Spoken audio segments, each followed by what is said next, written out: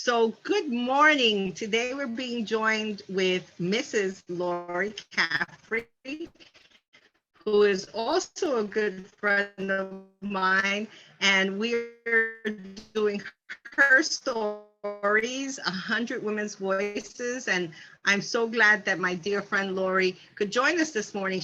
I want you to hear from her voice because I think it's really important to give voice to everyone's story. And so I want to start out, Lorri, talking about where did you grow up?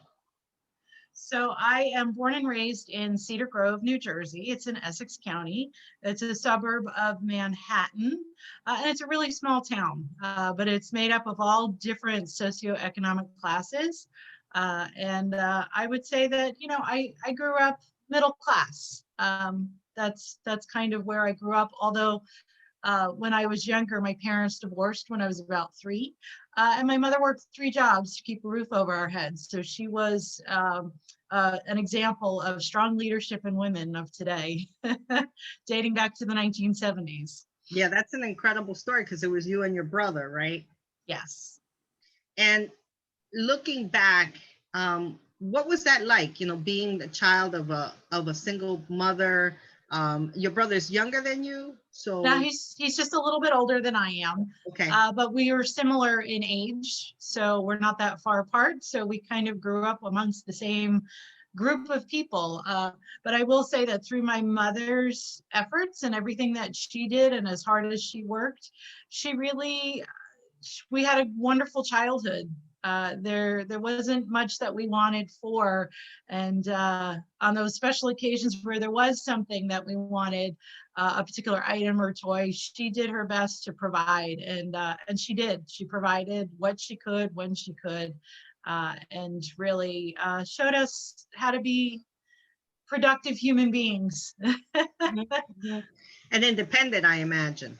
Very, Yeah. very much so.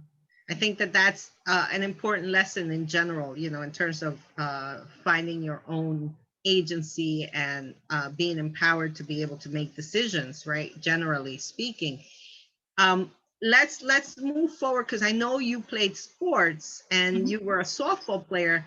What got you started playing softball? How did you begin the journey to being a softball player, a college softball player? So that journey started in grade school. I loved playing softball, and the high school coach then was my gym teacher. And he saw something in me and one of my friends, and he asked us if we wanted to learn how to pitch. So he started teaching us how to pitch in about 8th grade. And when I got to high school, that just continued. So I was on junior varsity and I was pitching. I was playing all different positions, trying to see where my strengths were. And it really turned out to be that pitching was my thing. I enjoyed it. I was good at it, but I also knew that I needed to work hard at it too. So it wasn't something that came easily, but I knew if I practiced and put in some time and effort that I could excel at it. And I did. Throughout my career in high school, I not only played softball, I also played on a women's Class A league, and I also taught younger children how to play softball during the winter and summer months when we weren't actually in season for softball. And that thread of being in service to others is a thread that runs very deep within you, knowing you so well. And we'll talk about that shortly because you really have been so civically involved, both in the community and at large on a national scale. So I want to talk about that. But going, through that process of playing softball, you also won a scholarship to play softball in college. What was that experience like? Tell me about that experience. So when it came time to go to college, I was very nervous about not knowing really what I wanted to do with my life. And I think the stress of that was enough to send anyone over the edge. But trying to decide what my major was going to be was a little difficult. I had applied at several colleges in the area, and I knew that I wanted to stay local. And I had applied at Caldwell College, and they accepted me on a full scholarship to play softball. That's And incredible. yeah, and I was very excited about that. I couldn't wait to get started. So it was a different dynamic though when I got to the college. The college coach, the coach of my team, he was different than the coach that I had for so many years. And the coach that I had throughout all those years, he was very much disciplined. He had morals, he had his standards. And we all had to abide by them, and they weren't outrageous. It was tuck in your shirt. It was be respectful. It was he be on time. He had his rules, and we followed them if we wanted to play. It was very simple. But when I got to college, I realized that the coach wasn't so much invested in the team players. It was more about what he wanted and how he thought he might win. And unfortunately, we came to disagreements on certain things that he wanted me to do that were actually causing me pain. They were harmful, and he wanted to change my style of pitching that I had done for so many years. And when I started doing that, it hurt. And I knew that this was not a good fit for me. So I decided to leave the softball team, which then in turn made me lose my scholarship, and I could no longer afford to continue to go to the school. That's unfortunate. It's unfortunate because clearly, had he been more receptive and understanding, he would have gotten the best out of you as a player, because you're a very dedicated and responsible person. So this was someone who was really only looking out for himself. Mm-hmm. Having to leave and having to walk away from that, how did that make you feel? It was traumatic. In terms of me as a person, because I know how dedicated I am, and I know that I'm game for most anything. I'm up for the task. If someone says, here's the challenge, let's do it, right? So unfortunately, that was very traumatic for me. But I also knew that I couldn't just not do anything. I needed to do something. So I looked around at other local schools, and I found a school that dealt in business. And I went to this, it was basically a secretarial legal assistant program. And I went there for about 9 months. I got certified, and then I ended up becoming a legal secretary. So I had some type of education, but it certainly wasn't the college education that I had hoped for. But I began a career as a legal assistant, and then eventually became a real estate paralegal. So I felt that I didn't come full circle. I still wanted more, but I knew that at least I had a good start with some education, because I knew that was important. That's good. And you did that for how many years? Did you work in the legal field? I did that probably, I would say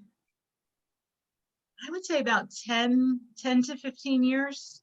I had been in that field. I had worked for only a few attorneys during that time, during my tenure as a legal assistant. And looking back, did you have regrets about having left Caldwell College, I did.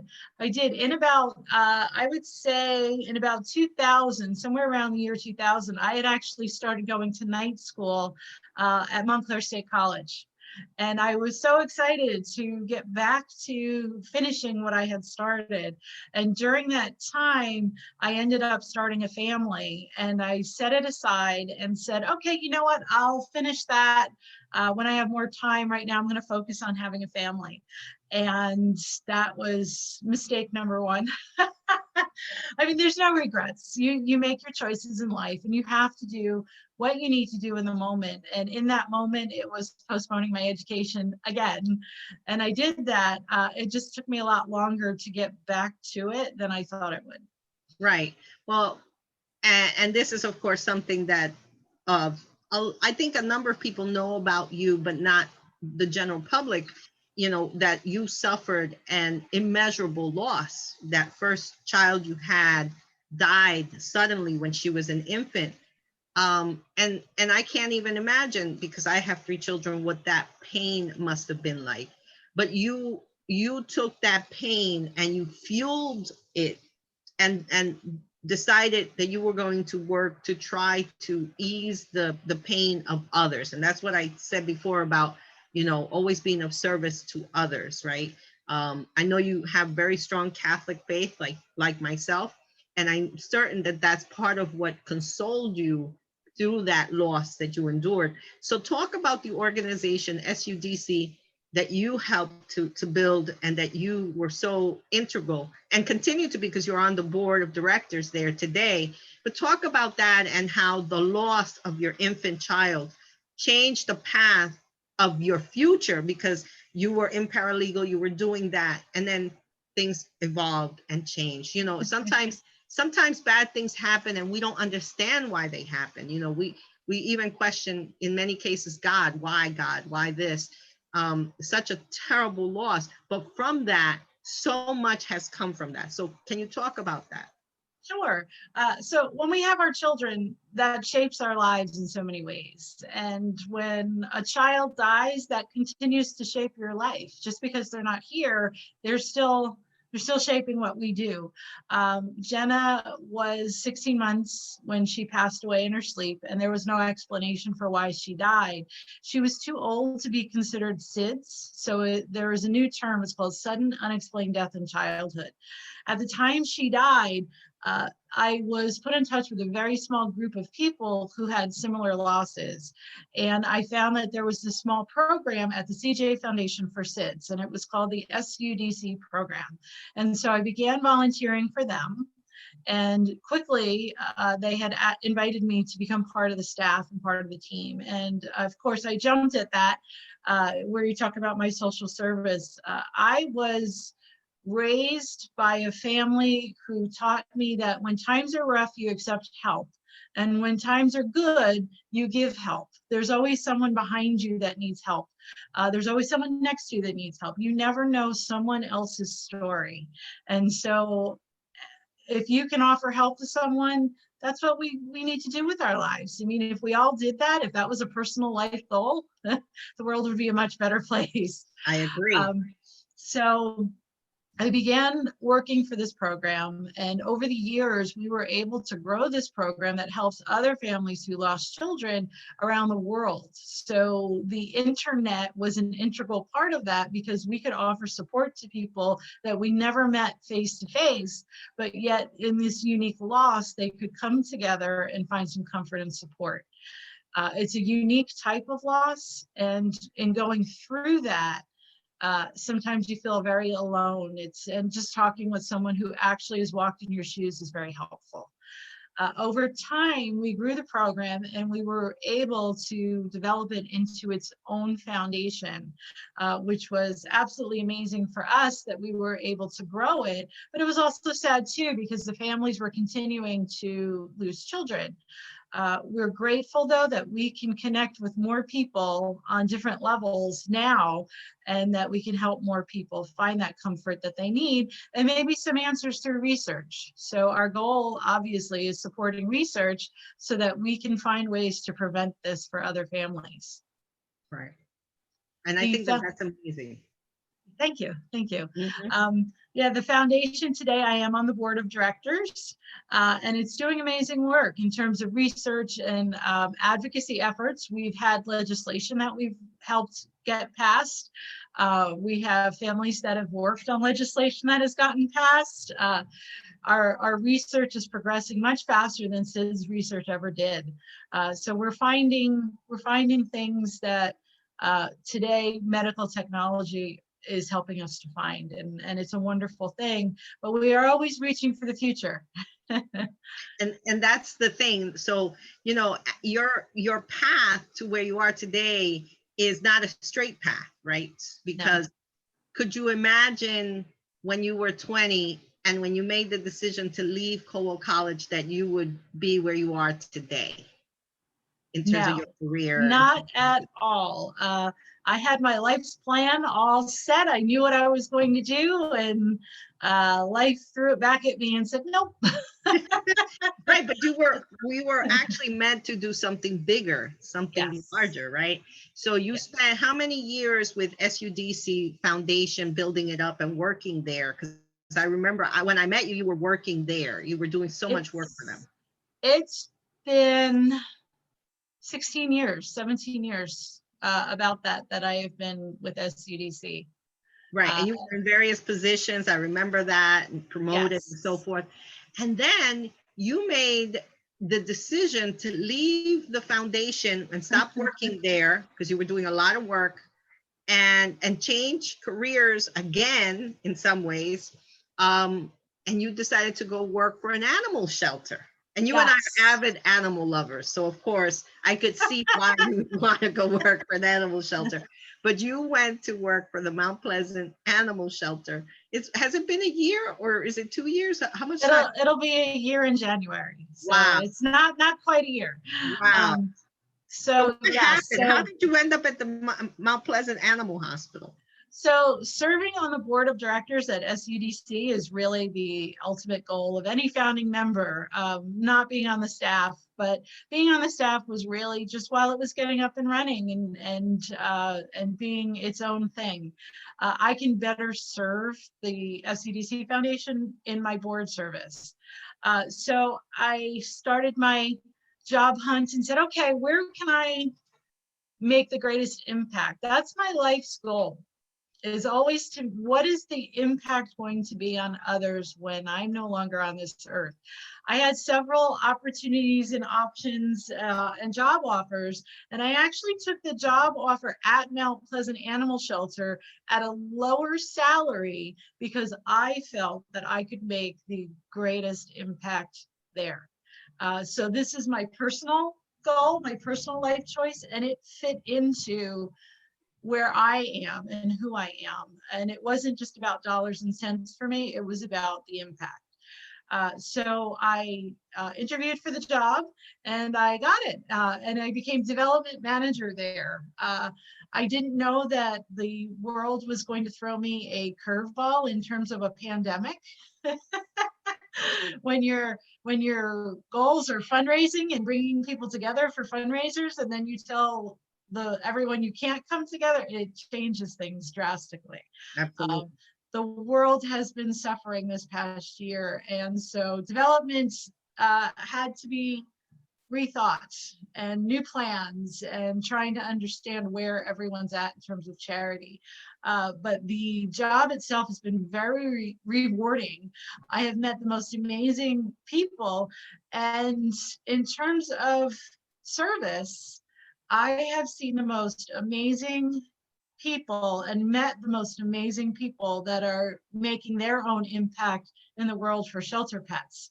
So I felt that while the move was a little scary, it was spot on for who I am. And I am just so lucky to be where I am right now. And now you are the interim director, executive director of the Mount Pleasant. I mean, what a trajectory. I mean, it's like, are you kidding me? But I could understand why. You're so smart, you're so hardworking, and you're really so dedicated to helping others. I mean, you've done Girl Scouting, you've done the Junior Women's League Association for many years.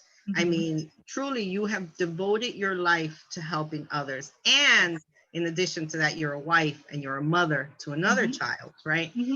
How do you balance all of that out? The responsibility, because you also are a pet mom, you're a human mom, you know, you're a sister, you're a daughter, you're a wife, and a friend, because obviously you and I are friends, but you have many friends. So how do you balance all of that out? It's hard. There were also quite a few years in between there where I was also a CCD teacher.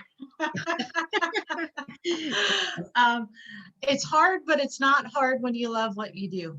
And that is something that I love to do. And so sometimes it can be a little overwhelming in terms of planning and getting everything together to come together well. But it's finding that balance and knowing, okay, so here's what I'm committing to right now.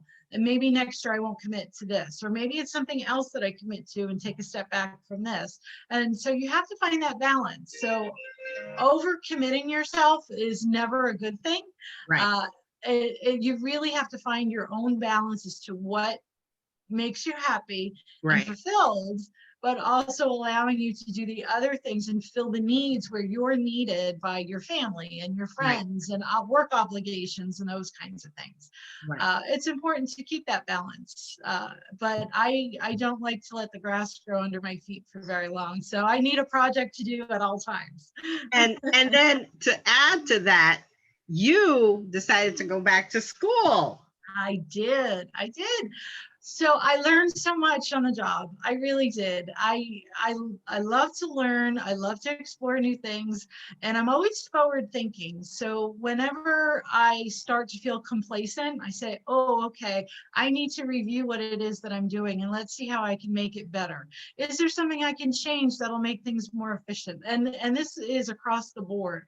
Work, play, family, what are we doing, and how can we make that a little bit better? Mhm. And so I said, the one and only regret that I've had my entire life was never finishing college. And I said, okay. A few years ago, I know everybody has seen all the commercials for Southern New Hampshire University. And I said, this is all online. I could fit this into my schedule because it's at my own pace. And I signed up. I had my interview with them, and Oh, I they felt, remember those days. I yes, they, remember you were anxious, nervous. Oh, can I do this? I don't know if I can do this, but and it's okay to have doubt, right? I mean, here you are, as successful as you are, and you still had doubt because you were like, but it's been so many years. I don't know if I can do it. But in the end, you proved that you could, and you are what, 4.0? yes, yep. So I go slow. So this is not full time. I go part time, and I'm enjoying it. I also realize now at my age, there's a work ethic involved where it's more about my homework is not really an assignment; it's a task. And I view it as, here's my job assignment that I need to do, and I do it. And there's a structure to it, and I'm enjoying it. I'm really enjoying it. And I'm finding that there are a lot of others in my courses who are also adult learners like me. And Well, we're finding, there's been a large influx of a lot of adult learners as a result of online education, right? That wouldn't have been possible before, right? yes, yes. And in some of my classes, I've done research on adult learners and the benefits of school. There are so many benefits to continuing education in terms of lifespan, health, mental health. All these things they all go hand in hand. So returning to college really has a lot more benefits in terms of my well-being than just earning a degree. And here's the thing. I think sometimes one thing that online education, you have to be very disciplined. You have to be very organized, because it's so easy to let life get in the way. Oh, all of a sudden somebody calls you, you need to go here, you need to do this, and then, oh, I'll do that later. I'll do the homework later. I'll do the homework later, and then later never comes, and you fall behind. So clearly, the fact that you have been academically successful is proof that how you get through that is to be very well organized and determined, right? You made a decision. I'm going to finish this.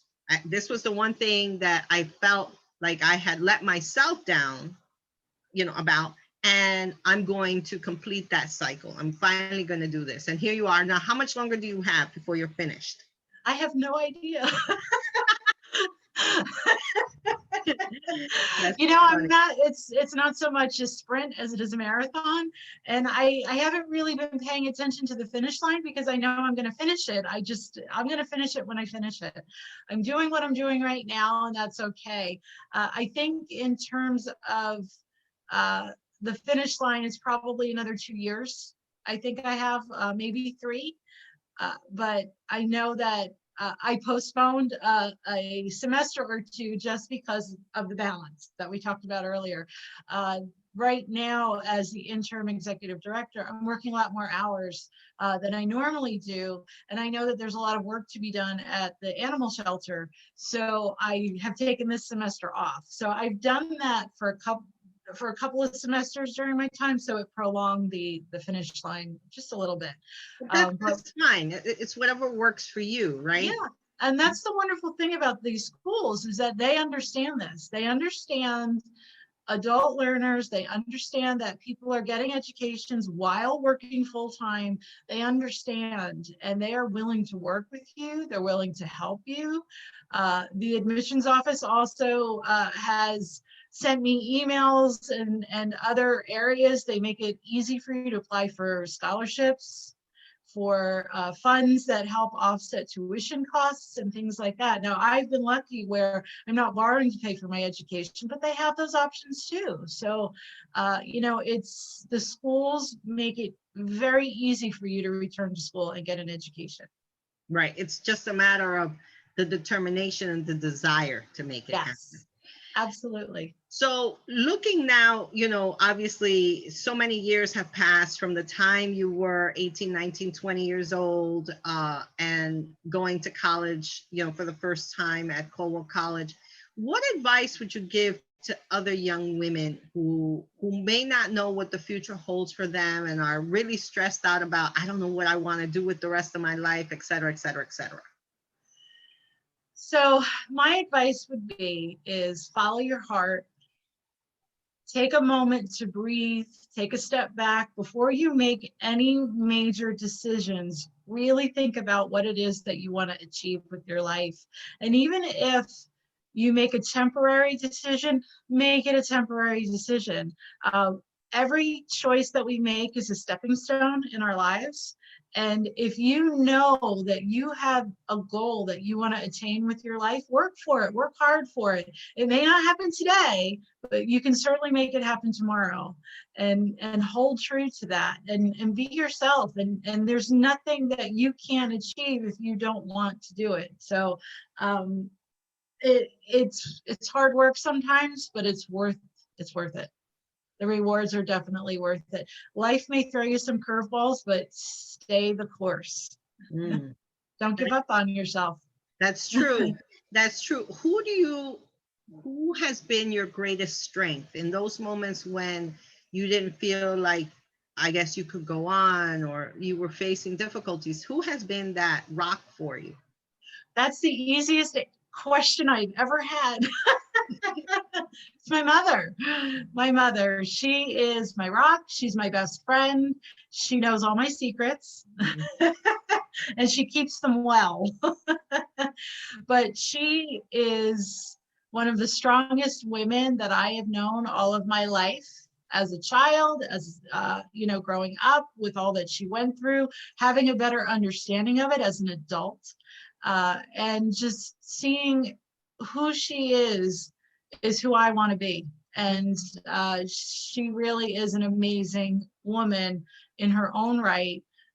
Strong as can be, smart as can be, and always confident in herself and her choices. And she leads by example, and that's who I want to be in my life. That's amazing. I think that's great. Having met her, I know that, you know, what you're saying about her is all true in that sense. You know, she is a really wonderful person. I don't know her obviously as a mom, but I know her as a person. She's a wonderful person. She's always very kind, and just really just very nice in general. So I could see how you would turn out to be the person that you are. And truly, you're one of the nicest people I know. You're always looking to help others. And you are really dedicated to that. It's not just something you say, it's actually something that you do. And that's important, to have that level of integrity that runs deep within you, you know. And you're very close with your brother. The two of you are extremely close. You have half siblings that you're also equally close with. So you have very strong ties. And that's important. I think when we look at our lives in general, these are the things that are important in our lives. It's family, it's our loved ones, and ultimately being true to yourself, right? To who you are as a person. I think one of my greatest regrets, and it's part of the reason that I decided to do this series, is that I didn't get to know my mother as well as I wish I had before she passed away. It's only now, 10 years later, after she's been gone, that I actually am beginning to understand who she was as a person and the choices that she had to make given the circumstances of her life at that time. So I think it's important for young women in particular to understand that we are going to run across bumps on the road, things that are unexpected are going to slam into us and maybe knock us over. But we can get up, and we have to, you know, find the strength and look at the level of service that you've done in all these years and continue to do, because obviously this is just in many ways the beginning for you, you know. I'm constantly seeing the posts on the kittens that are up for adoption, and you keep tempting me, and I want them so bad, and I'm like, no, no, no. I You don't know, want I don't want a kitten. oh, don't worry, I will wear you down at some point because they're just too cute. They're gorgeous. You should But hear me in the mornings. I'm like, I want a baby so bad. And the baby is a kitten. So I'm like, I want a baby so bad. And the yes, girls are constantly like, call Lorri, ask her. I was like, no, yeah. no. You know, I will add to our conversation in terms of me going back to school. I will say that you were a prime example of mentorship in terms of my decisions to going back to school. I saw all that you've achieved and all that you worked hard for. And you too, you are an amazing woman in your own right, attaining the education that you wanted, that your parents wanted for you, and you've done that. You set the example for your own children, who are amazing children in their own right. So even though you didn't get to know your mother well, she planted the seeds that became the roots that became you, that are now going down to your children. And as women, this is what we do, right? We pass ourselves down to our kids, and hopefully they'll learn through us, whatever it is they learn. But this is one of the roles that we have as women, as leaders, as educating ourselves and living our lives. It's really important how it all comes full circle. It does. It's amazing. Well, Lorri, I really do appreciate you taking the time to talk to me today. And I know that what you have shared with us, your story, will help to inspire other young women who are thinking about their future. So I really do appreciate your time and always your kindness and friendship. Have a Well, good rest of the day. thank you so much for having me. It was nice to see you. All right, Lorri. Bye. Good. Bye-bye.